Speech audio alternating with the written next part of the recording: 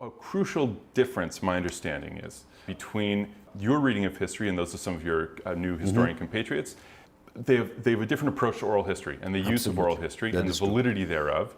And I've heard, relatively convincing criticisms from both directions. So how would you explain how you've incorporated into your own research and how you deal with the caveats that others have brought up? Absolutely. I think there are 3 points to be said about oral history. First of all, that's the only way that we can hear the voice of the victim, of the underprivileged, the powerless, the defeated. There's no other way of hearing the voices without oral history, in modern history. So that's one reason we have to use it, while being aware that memory betrays people, with all the caveats. But we cannot give it up, because that's the main voice that the people have.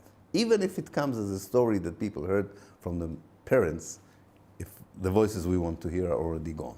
That's the first point. Second point is about trauma.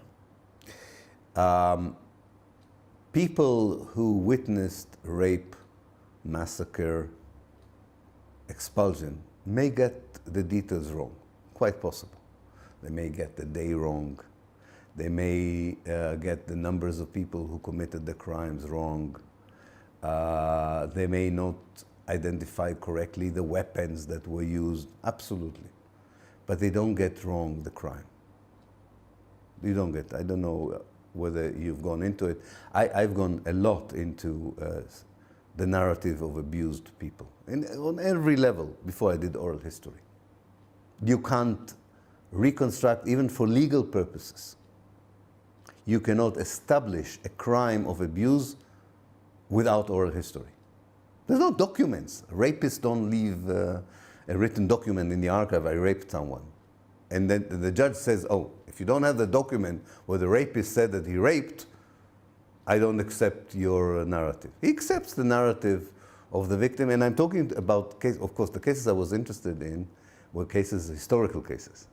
Not something that happened a week before. Right, you know? This is one of the key challenges, right? Exactly. Because people's memory... And I looked in Canada in the cases of abused children by the Catholic Church. People were sent to jail on the basis of evidence given by kids 20 years after the crimes were committed. Even when some of these bastards did not admit to what they did. Because the humanity has provided us with enough mechanism to know when someone has gone through a horrible event in their life. So I was not using oral history for finding out on the Palestinian side, or finding out what Israel did. I wanted to have the Palestinian voice and experience, and I found many things. And of course, if you can corroborate it later with documents of the United Nations and so on, fine. So does that mean that you take that... Wait a minute, let me give the third point. Go ahead, please. It has to be completed. The third point is, I think military documents are full of lies and fabrication. I don't treat them as the truth and nothing but the truth. I think they're also, even if they're written on the spot, people hide things. People fabricate things. So we have to be skeptical about everything. Oral history, documented history. I don't think the hierarchy is that a document written by an Israeli officer has more validity than the memory of a Palestinian. They have different problems of authenticity. The one is, the caveat is memory. The other one is authenticity or truthfulness. Transparency. Transparency. I wouldn't trust any report coming from the Israeli army from the West Bank today. And I would trust the Palestinian testimony, what the Israeli soldier did, much more than I would trust the written report of the Israeli soldier. In fact, I would throw out to the dustbin the Israeli report. What do you say to arguments that people have an inherent incentive because of this the intense political context? People have an incentive to exaggerate, not even exaggerate necessarily knowingly, but there's, people have internal motivations to play up certain elements and downplay other elements to serve what they view as an eventual just goal. The ends justify the means in some sense. That doesn't tally with the reality. Our biggest problem with the Palestinians was that they didn't want to talk about 48. like the Holocaust survivors. They didn't. People don't want to go back to a terrible thing that happened to them. We had worked very hard in convincing Palestinians to tell the story. And Israel is very amazing in this respect. And evidence of a Jewish survivor from the Holocaust is sacred. And evidence of a Palestinian survivor from a massacre is a figment of their imagination. So you need the same methodology. I put exactly that question to Benny Morris, and he said the difference in his mind, so I'm interested to hear what you say in response. Okay. The difference in his mind is that the oral histories that were coming out after the Holocaust were almost immediate. You had people that had just experienced that, and they were giving statements at the time, and those were also corroborated by Allied armies who saw the aftermath. And there were many points of corroboration, both from the individuals themselves that suffered and also from people that observed. And it was at the time. Whereas now, Morris says, if you go and you interview people about something that happened decades ago, you have different people that have come together and they've shared their stories, and what you get is sort of almost an archetypal memory that describes experiences but doesn't necessarily give you any believable information about the details of what happened when to whom. Yeah. I wonder where he makes up these things. Most of the research, academic research on the Holocaust is based with interviews with people who survived the camps and the Holocaust years after the Holocaust. I don't know where he makes it up, these things. The only place where you had some evidence, the beginning of evidence given by Jewish survivors, was around the Eichmann trial, 1962. I don't know where he makes up these things and where they come up from. I don't know. In order to, substantiate. No, I don't think it's a valid position. Time is a factor, of course. And as I said, you need to know, and there's great, Morris is totally innocent of any theoretical, philosophical reading on history.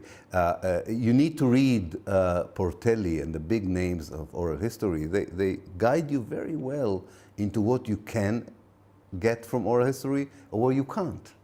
So I said you can't get the details, but believe me, someone who was abused, someone who, the stories of, just now I was working with a Jordanian-Palestinian director on a movie that happened in a village.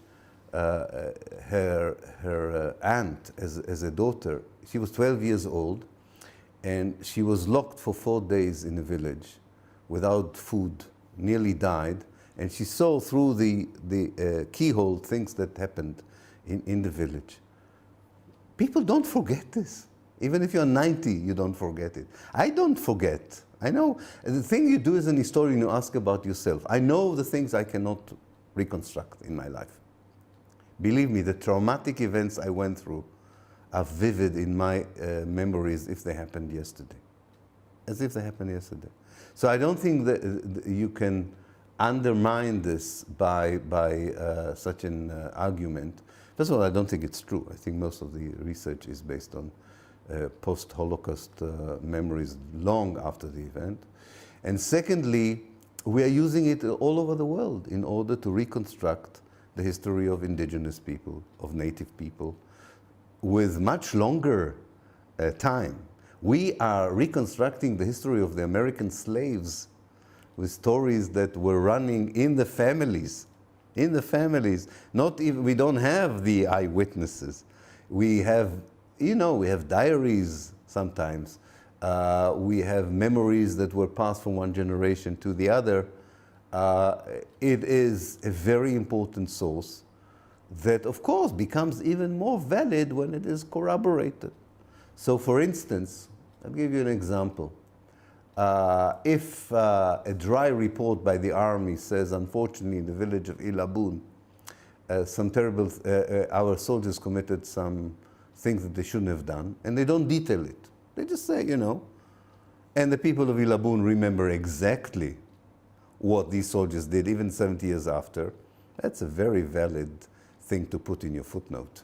Very valid. So I don't agree. I think oral history, as I said, has the same problem as documented history. Meaning it's equally problematic. equally problematic for different reasons. For different reasons. So we as historians, we use all kinds of things. We use common sense, we use imagination, we emplot, we create a narrative out of the material. And there's a great saying by E.H. Carr, who said, to compliment an historian about the facts and not about his narrative is like complimenting an architect about the material he chose, but not about the form of the building. And I think that's true, or the timber. So he said the quality of the timber. I remember now the quote. Quality of the timber. In other words, facts have to be established, no doubt. You cannot invent facts, for sure. But you are allowed to use your imagination, your common sense, to create a certain narrative out of all the material that you have. What you have to do is to be very transparent. And when I reconstructed a meeting, for instance, that I think took place in the 9th of March, I didn't have the minutes of the meeting. So I wrote in the footnote. I think that meeting had happened in this way by the product of that meeting, the master document, by some reference in Ben-Gurion's diary, some notes I got from interviews, but I admit this is all I had. You, as a reader, can decide whether I went too far or not. For me, I didn't go too far. But I'm absolutely open. If people want to say, you don't have exactly all the material about that meeting, which is true. But, to my mind, it went this way. So I didn't, for example, what I did not invent is what people said to each other. I couldn't. I said what happened in the meeting, in terms of describing a general process. In terms of method, I'm curious, because it especially in this particular historical context, right. There's also a language difference, right? So there's the documents you're referring to are written in Hebrew. So a lot of the oral testimonies are in Arabic. So the translation process from one language to the other, do you ever encounter difficulty capturing the spirit of what's said in one language rather than the literal word-for-word truth? I have perfect command in both languages. Benny Morris doesn't know a word of Arabic. It's also a problem. It's one of the reasons he didn't use oral history. He doesn't know the language. No, I didn't encounter any problem there. In fact, I think that it's very interesting. Zionist apologetics, and Morris became one recently, for what Israel did, would like to argue about the details, about the facts, about, Palestinian historians would like to argue about the moral implication of what Israel did. And I think in the end of the day, as I said, ethnic cleansing is not allowing people to live in their homeland. You did it like this, you did it like that. We will continue to argue about that. But the Israelis will never get away from it, And I think this is where the debate is now, actually. You mean the domestic debate? The domestic debate is about the moral issue. Because the right wing says, not only we should have kicked them out, in fact, Benny Morris says it in his new dress in 48. He says, we should have, if we didn't kick them out, they would have kicked us out. That's the notion. Now, this is an argument I can accept as an entry point for a discussion. I don't accept the argument, but I can understand it. I can argue. But if someone says to me, because you said it was at 8 o'clock in the morning, but actually it was at 9 o'clock in the morning, and therefore it was not an ethnic cleansing, I don't have any energy to go on with it. I said, okay, I changed it to 9 o'clock. Can we now move on, But of course, this is a tactic. This is a tactic to say, oh, come on, he doesn't know it was 8 o'clock, so can you trust him on ethnic cleansing issues? So I think luckily for us, this kind of style of debate is behind us. We are not arguing because within Israel and Israel with the world, Well, part of one of the reasons that I've had just a personal desire to engage in this material is because I think maybe not so much for my generation, but still one generation prior, my parents' generation, what you're describing is now sort of being accepted in the Israeli domestic context, and that's where the debate has shifted. Still is not. No, for them not. For that generation, because they are complicit. Your parents' generation is much closer to the event. So if I say that they were a criminal society, they will defend themselves. They will find every possible way of saying, no, you're wrong. But I'm saying even in the diaspora, people like they seem From to a be certain one step generation. behind, I agree. But I think for the younger generation of Israelis, this comes back to the present reality. If the Palestinians would continue to struggle against us, they should be warned. We can kick them out again. And we would have the right to do it. I mean, Israel is doing things which are as bad as ethnic cleansing to the Palestinians, and the Israeli society supports it fully, more than 90%. Right. So it means that, let's say Israel decides to expel 1 million Palestinians from the West Bank. I don't know how the world would react. I know how the Jewish society in Israel would react. It would have no problem with that. The vast majority. There will be people who would have a lot of problem with it. I agree. And I think some brave Jews would come and even lie on the street, if you want, to support it. But the vast majority of Israelis would say, if the government thinks that that's the only way to stop terror and so on, unfortunately, this should be done. Which brings me right to the point that we should probably end on, because I think you have to go. But I don't want to end on sort of a cliched note. Right. You know, so how do we solve it all? How do we wrap it all up? Right. But what you mentioned at the beginning is some acknowledgement of the complicity of, if not the current generation, the previous generation, in precisely what we do know now historically did happen. Where you can argue about the morality of it, right, or the moral context. You seem to be arguing that some acknowledgement, and I imagine admission of guilt or apology would be just an a priori necessity to move the current impasse in any positive direction.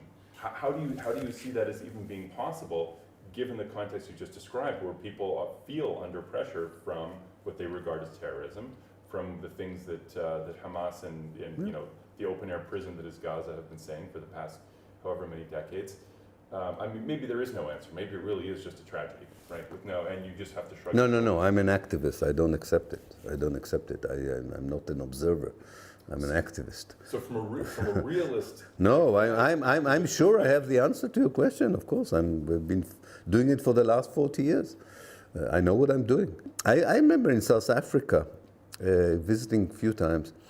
One of the things that really struck me was that talking to white people in South Africa who told me, this was after apartheid, they said we were totally convinced that apartheid was morally justified, and we were totally convinced that if we ever give up apartheid, we will be slaughtered by the Africans.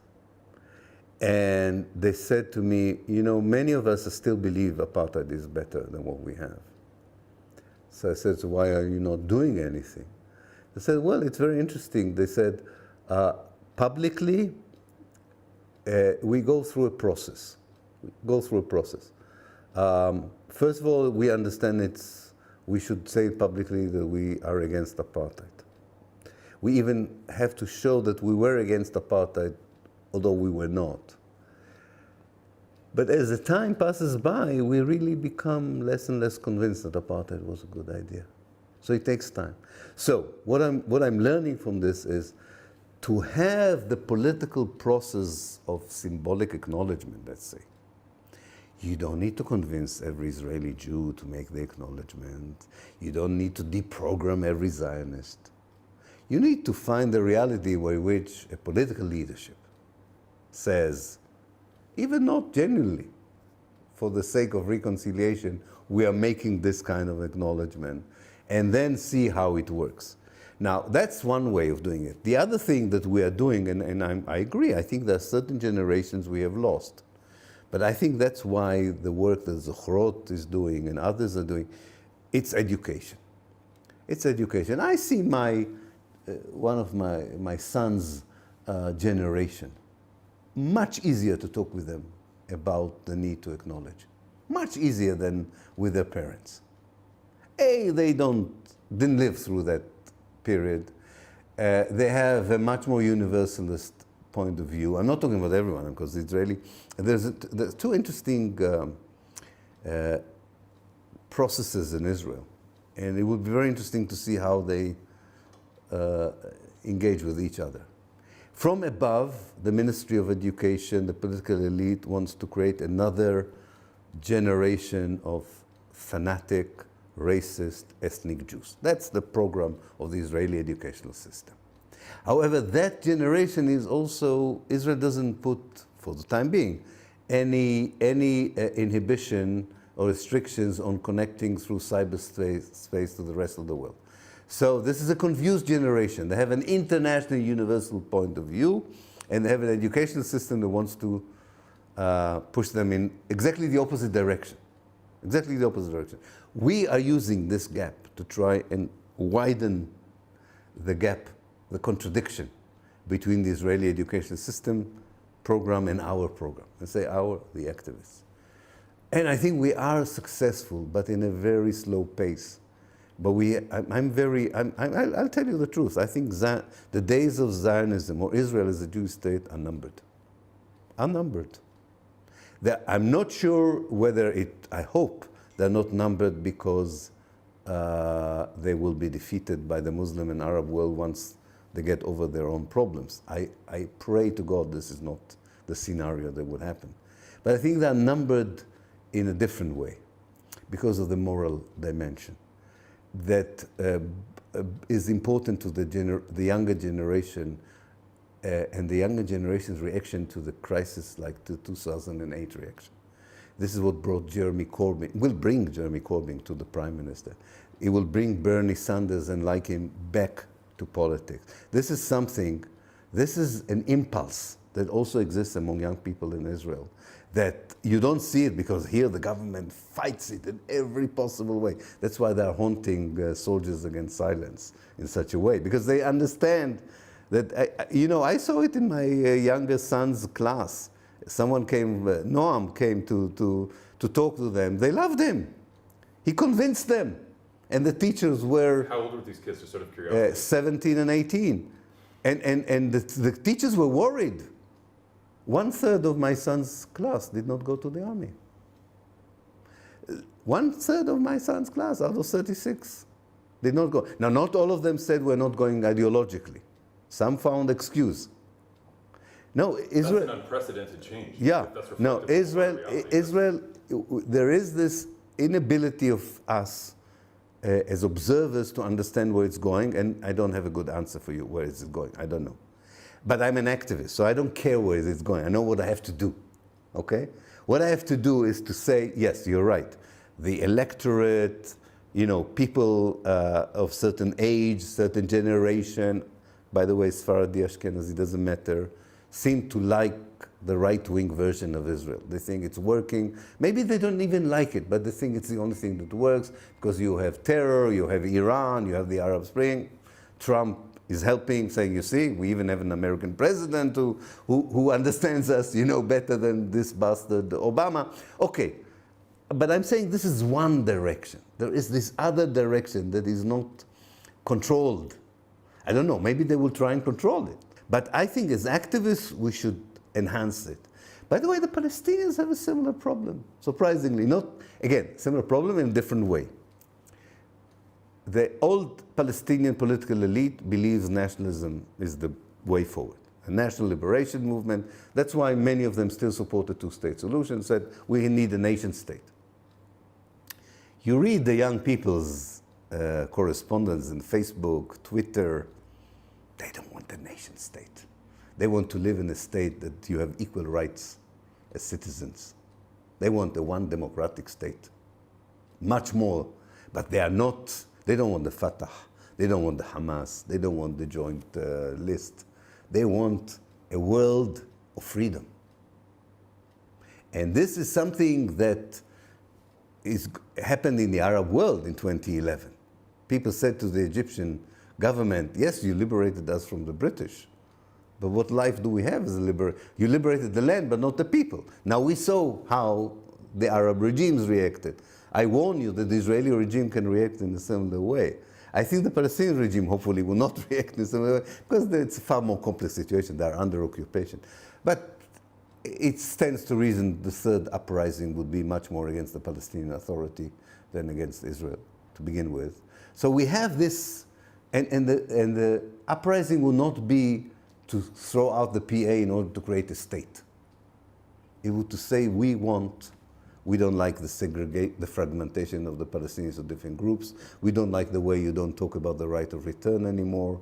We don't like the way that you say that Haifa is not part of Palestine. We want all these things. We need to arrest these impulses and energies to the right agenda, which is a human rights agenda, civil rights agenda. Israel can be defeated on a human rights agenda. I don't think it can be defeated on a national right agenda anymore. It could be maybe in the 50s, 60s, I don't know, or in the 30s rather, 1930s. So my hope is that I'm not losing hope because I don't think politics is just politics from above. I don't think only the elites have politics and a say. So I look at Palestine from bottom up, I'm optimistic. Looking at Palestine from above, I'm very worried, I'm frightened, I don't know what's going to happen. But as an activist, I go to the place where I'm more optimistic and I ask myself, can I enhance those forces which I think are positive? And as I say, also on the Palestinian side, not on the Jewish side. I want positive forces on the Palestinian side as well. And I think we should unite under human rights, civil rights position, which Zionism is against. I think national movements as a whole are not a great idea. They find nationalism also would find it very difficult to respect basic human rights and civil rights, and we have enough examples. Yeah, but it doesn't seem like it's going anywhere nationally. No. We're seeing it now with, ironically, as you were describing the quote-unquote Muslim immigration problem. Right. In Europe, you're seeing that people are as soon as they're confronted with having to give any small inch of their nationalist, the water that they swim in, so to speak, immediately people. But look what happened in England. Negatively. Look what happened in England. What changed the political scene in England? You know what changed it? That a group of people between the age of 18 and 24 who never voted before decided to vote. And they voted only for one person. They didn't even vote for one party. They voted for one person, 76 years old, interestingly enough. Why? Because the middle, and they were right, the middle ground, kind of the middle-aged, if you want, do not convey authenticity. This old person who used to argue, demonstrate against nuclear weapons, supported the Irish struggle, comes out as an idealist. So we never thought in Britain that the right-wing xenophobia would be met by a young, naive, if you want, not naive to my mind, by a young ideological response. We thought we needed, as the old-timers, to fight against them. There's no need for us. There's no need for us. The people in Glastonbury, 2, 3, I don't know if you saw it. You saw the clip with Jeremy Corbyn. I don't know if you saw it. Not that one, no. I'll show it to you when we finish. It's amazing. 500,000 people cheer him up, 76 or whatever his age is, I don't know, old-timer. People who came for music and fun and love treat him as a pop star. Why? Why do they? And all of them waving the Palestinian flag, interesting. Right, because there's something, they see something authentic there that they don't see elsewhere, right? And they think that Palestine, rightly or wrongly, represents this authenticity. That's where Israel has a problem. That the people who don't even know where Palestine is are waving the Palestinian flag. Because this is for them the epitome of double talk, injustice. And it's not objectively correct. I mean, there are worse areas in the world, but that doesn't matter. Israel symbolizes for that generation everything that is wrong in this world. It's a lightning rod. Yeah. And the Israelis cannot use F-16 against this problem. They know how to deal with terrorism, but they don't know how to deal with moral objection to the Jewish state. On that note, I don't know if this is something that people have put to you before, but we can end here because I know you have to go. But given the possibility of someone like Corbyn on the horizon in the UK specifically, right. As you were mentioning the necessity of some sort of acknowledgement, even if it's duplicitous, some sort of acknowledgement of the previous generation of Israel's complicity in what happened at the founding of the state. Is there not something to be said for the fact that the imperial powers themselves, like England, have yet to apologize, Oh. let alone for their global colonial project, but specifically for their role in the completely paradoxical promises they made to both sides. Would that not be just a simple low-hanging fruit for someone like a Corbyn to come forward and say, we apologize for the role we played in raising false promises? Why do you think the Jewish lobby tried to hunt him down, as Al Jazeera showed in the brilliant film The Lobby? Why do you think the Israeli and Jewish lobby is working against Corbyn? Because Do you think he would make that apology? of course, I'm sure that when the Balfour Declaration would be commemorated and Theresa May would say, we're so happy we gave the Balfour Declaration, Jeremy would come to our meeting in the Palestine Solidarity Committee. I have no doubt about it. He would come to lament the Balfour Declaration. He would play it carefully. He's a politician. He would say Israel is an established fact. We should recognize the Jewish state. But yes, he would definitely acknowledge that Britain had a very important role. He already did And it. it's not just the Balfour Declaration. No. In my mind, anyway, because they were literally different wings of the foreign Absolutely. service making different promises. to different Absolutely, groups. absolutely. Corbyn would have no problem in acknowledging it, really. I don't want to speak in his name, but I worked with him in the Solidarity movement, definitely until this moment in time, this is his position. You ask me... It's very hard for me to imagine anyone in Israeli leadership even rising to a position of prominence who would be willing to do that if the example is not set by well, I don't someone that has know. at least a little less to lose. I than don't think. morally. I think what would force Israel to make the apologies if the alternative would be worse. I think, unfortunately, Israel understands only the language of power. But would an example help? Yeah, it will help. It will help. It will definitely help. And maybe it's easier to get it out of Britain than to get it from Israel to begin with. Yeah, I think so. There's a huge campaign called the Balfour Project that millions of British have enlisted to. They want to have a very different commemoration in the 2nd of November 1917. But even that, couldn't that be construed as inherently pro-Palestinian by the people on the Israeli side? Whereas if there's an apology just for the role of Britain in setting the two sides I up understand what against you're each saying. other, That right? should be easier for the British to Yes, do exactly. it. It should be. I think that's possible. Well, that's possible. I'm less optimistic than you are that this would be such a big impact on the Israelis themselves.